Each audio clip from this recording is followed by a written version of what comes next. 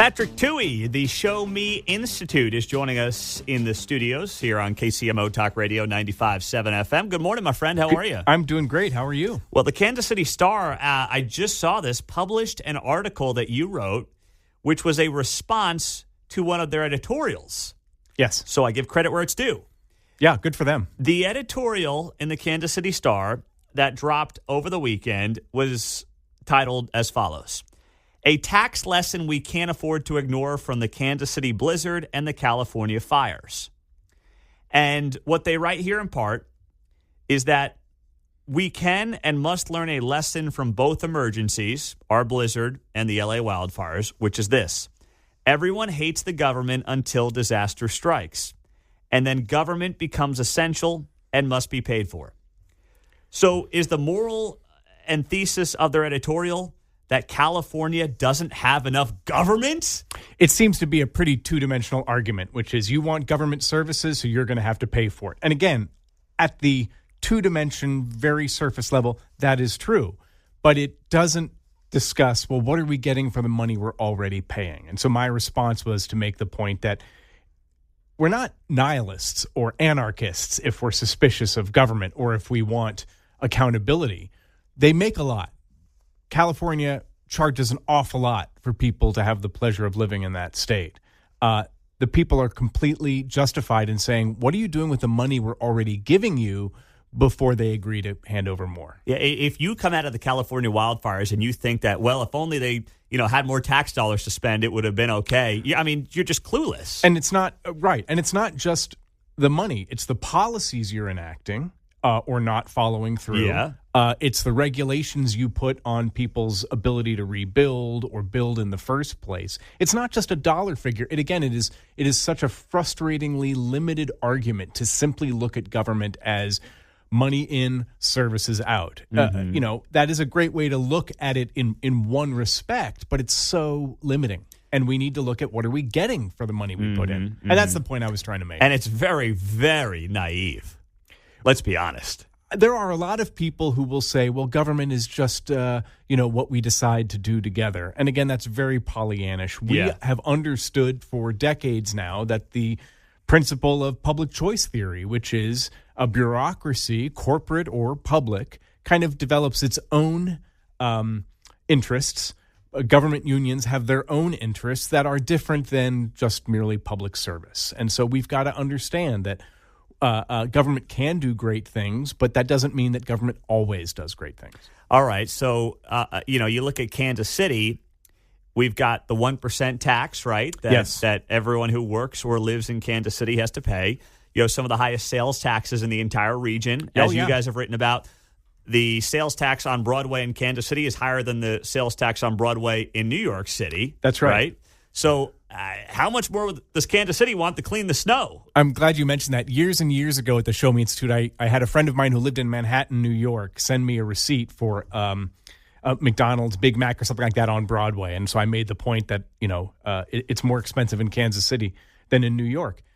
People just have to understand that we are expecting services from government, just like we expect services from the people we drop our car off to fix or paint our houses or cut our grass, and that it's perfectly legitimate to say, I'm not happy with the services, so I don't want to pay the charge. You can't just say, oh, just put your money into government and never mind what we're doing with it. And so what Kansas City is doing by charging so much and arguably not providing the services people expect is inviting people to leave Kansas City. And our population has been flat for 50 years. We are just now getting up to the population level, Kansas City, Missouri, that we had in the 1970s because we took such a hit in the 80s and 90s. And so people are talking about what a great success is, development.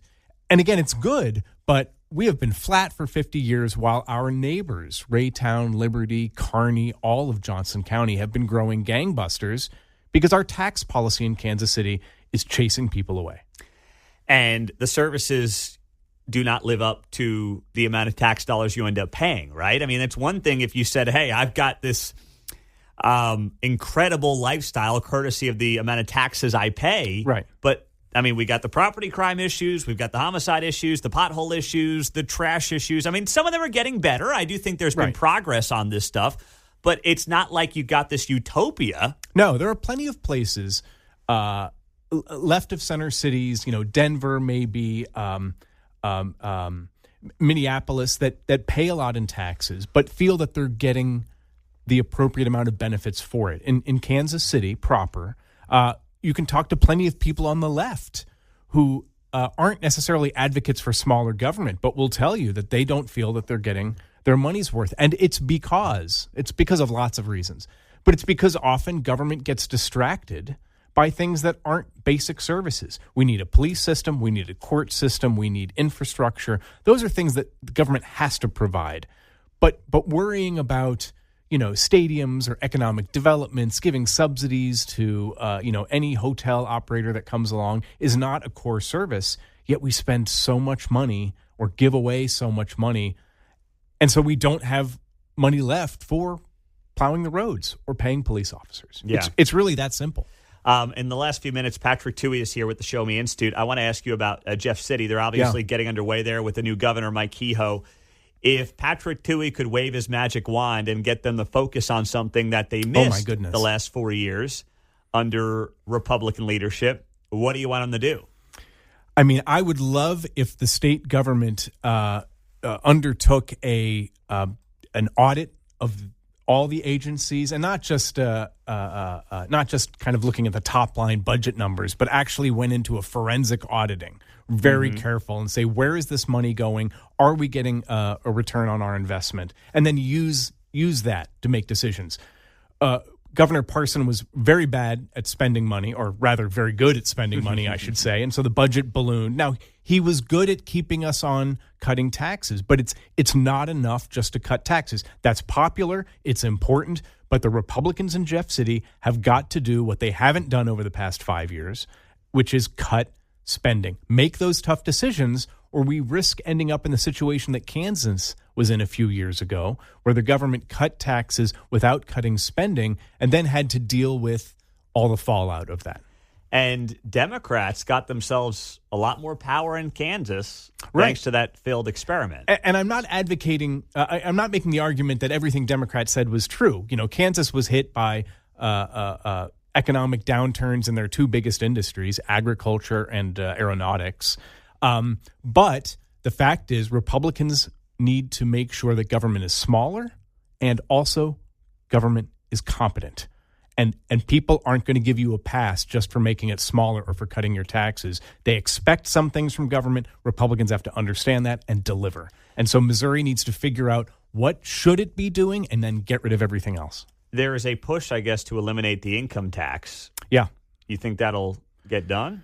I think it seems to me the glide path is there to get it down to zero. I think that's really important. Missouri is relatively shrinking. We lost a congressional district a number of years ago. Our population is not growing. We're losing a lot of people and industries to low-tax states. So again, I think that's a good thing to attract people to Missouri, but we've got to do the cutting of services. We've got to cut spending as well. You can't just cut income and cut revenue and ignore what you're spending. So I think getting to a zero income tax is good. I think that'll benefit the state, but it's just half of the job. Yeah, it is. Patrick Tuohey with the Show Me Institute on KCMO Talk Radio 95.7 FM. So when you see what they're working on down there, are you confident in this new governor, Mike Kehoe? Do you think he can get the job done? I wish him the best. Governor Parson, his predecessor, made his job so much more difficult. Living in Missouri for 20 years has taught me to be more cautious in my optimism over what, conservatives will do. So I wish him well, but, you can't be a conservative in Missouri and feel like government is getting the job done, or I should say conservatives in government is getting the job done. So again, I want him to do well. I've heard good things about him. People who know him speak highly of him. He's got quite a task. We will see. We will see what he's actually doing. Last thing, is there a state that as you talk to your think tank friends around the country, really has this tax policy nailed? Well, I mean, look, Florida is a great example because they have no income tax and they have so restricted the government's ability to raise taxes or wander into other areas of expertise or other areas of services that really the governor's main job is just to react to hurricanes. Now, I don't want to sound like a Democrat here, but some will say, well, look at the tourism they've got. That's Yes. why they can raise all this money and not have income taxes and all this stuff. Absolutely. So Florida, Texas, great climate. Missouri maybe can't compete with that. But the fact is Missouri's got to figure out what is our competitive advantage. We've got two great cities. We've got an awful lot of it's a beautiful state, but we've got to figure out how can we get more people to live here and work here because right now no one is. The state is flailing and we're losing population, and as a result we're losing political power. Patrick Tuohey, always great to have him on KCMO. Thank you, my friend. Hey, it's my pleasure. All right. Check him out at the Show Me Institute.